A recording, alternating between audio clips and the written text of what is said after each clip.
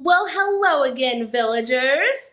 I'm here today to talk to you about some activities that I've been doing this week. These are nothing extremely fancy, just very simple that you can do quick and easily with hardly any preparation and using just stuff around the house. So why not, right? I'm Jade and this is my village. Now, you've probably heard of themed activities. A lot of daycares and schools will have a letter of the week sort of theme, but I've just been having or choosing a different theme each day. So I'm going to show you 3 different themes, 3 different days, but you can feel free to spread those activities out over several days if you wish. So if you want to continue this and plan your own activities, what I like to do is start with books. Fiction, nonfiction, both of them. You can even include a short video, maybe 2 or 3 minutes, that explains something scientific and real about that day's topic. So for example, I started with baby animals, and then we can read a fun book about rabbits, and then another book about how rabbits create burrows, and then a little video of actual rabbits and what they eat and how they live.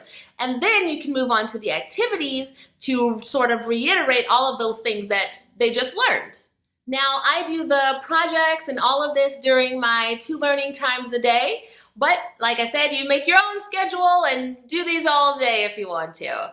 But we started with, again, the baby animals, and the first project that we did was feed the animals. So it's pretty simple. The way this works is you find some old cans like the Pringles chips cans or oatmeal containers, and then you simply draw out the animals and then cut them out, stick them on the lid, and find some alphabet letters or flashcards to feed the animal with.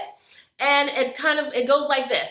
Find the letter L. The cow really wants to eat the letter L. And then for the bunny rabbit there, I just cut up little green pipe cleaners and fed the bunny rabbit grass because, you know, they like to eat plants and carrots and grass.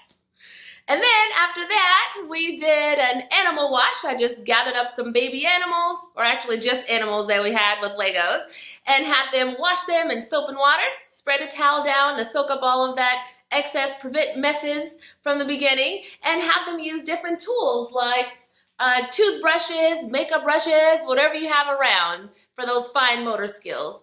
And then next I did sticky wall because I always keep a roll of clear contact paper around, which you can find anywhere. I think I got this at the dollar store.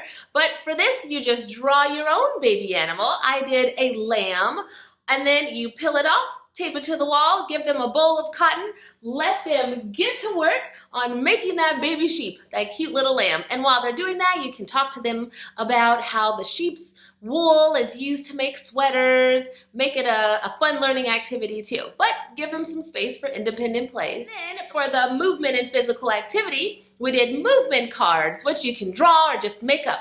And that means stomp like an elephant, jump like a frog, or a grasshopper. And then the next day, we learned about bears. And this was a really fun one. For Bear Day, after reading some books, you can get ebooks online too, if that's better, or just Google some videos.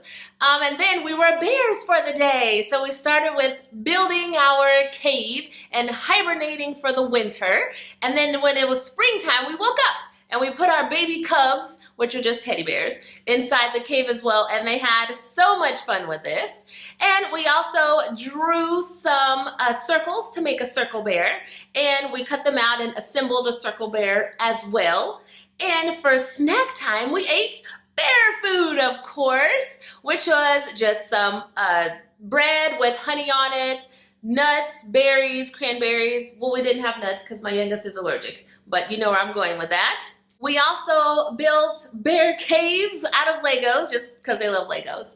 And we even were veterinarians. And I do like to use the word veterinarian instead of bear doctor, just because they're going to hear that word again someday. And if you don't have a doctor kit, just make one. There's tons of stuff you have around your house that you didn't even realize, most likely. And lastly, we also made bear tracks and kind of stalked around the house, following the bear tracks to see where the bear went, which ended up just in our cave, actually. And then the next day was about spring, which was really convenient because it tied into Bear Day, since bears wake up in the springs, because we learned about hibernation. We made a rabbit with mini marshmallows, so you just draw it on the construction paper, glue the marshmallows on. I, for some reason, always have an old bag of mini marshmallows in the pantry. Then, next, we practice pattern making with paper flowers. So I would draw the pattern on the paper and then ask them to copy the pattern with the flowers. For dirt, it's just Play-Doh, and then we cut out flowers and glue them on the popsicle sticks. Pretty simple. We also made bird nests. You can use what I have here or whatever you have around the house. Just don't be shy and don't avoid these projects because you feel like you're missing an ingredient. Get creative and use something else.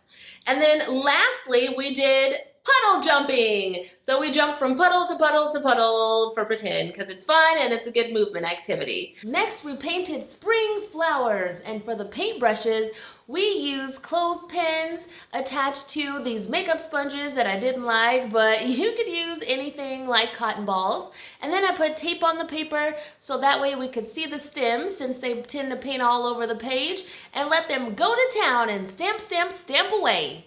I hope you will enjoy all of these activities and have a good time playing and teaching your children because they're learning through all of this play. Now stay tuned for the rest of my videos. Share this with anyone that has little ones at home that they need to entertain and teach as well. Go ahead and hit that subscribe button and watch my next video.